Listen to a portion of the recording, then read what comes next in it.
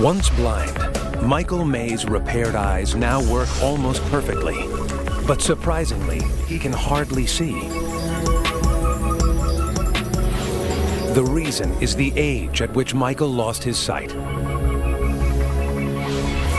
A freak chemical explosion at age 3 blinded him. 40 years later, he underwent an experimental procedure to restore his sight. Doctors replaced a key part of the eye destroyed in the accident, his cornea. This clear, paper-thin coating protects the eye and helps it focus. The damage to Michael's eyes kept him from making out anything. He hoped that new corneas would mean another chance to see the world. But 40 years of blindness left him with a larger problem. I was trying to latch on to images and make sense of the world. It wasn't as though I saw a face and said, oh, that's a smile automatically. I had to intellectualize this whole process, dissect it, and then figure it out. Michael May has no visual memory of the world. It's not something we're born with. At birth, everything we see is new. But we archive the images, learning their content and meaning. We build our visual memory through experience. At the back of the brain, over 500 million brain cells make up our visual cortex, the processor and storehouse for vision. Early in our lives, we build our visual memory, and as long as we live, that library helps us make sense of the world.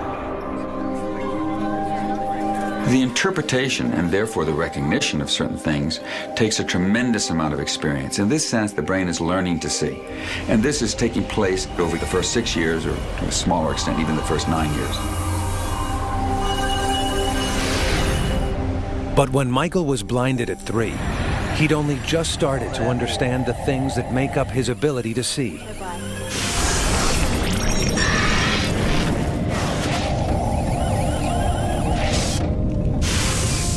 Size, shape and distance, light and shade.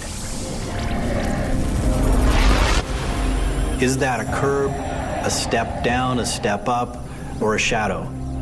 Just in terms of the brain's ability to analyze the depth, to see the edge and to realize that there's a 6-inch drop to the curb, I'm just not able to perceive that information.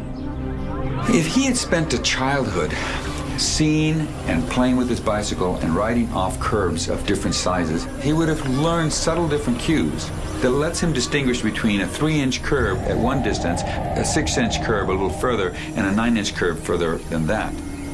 Deprived of that experience, it gets to be very hard to do so on an optical basis alone.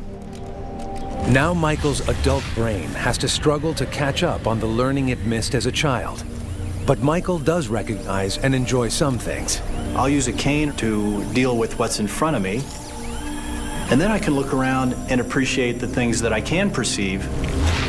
Bright colored flowers, landmarks, people walking by, things like that that I can use my vision for, and I don't even think about what's in front of me. Michael May inhabits a weird world between blindness and sight, frustrated by his lack of visual memory. For most of us, this same visual memory unlocks another universe, the world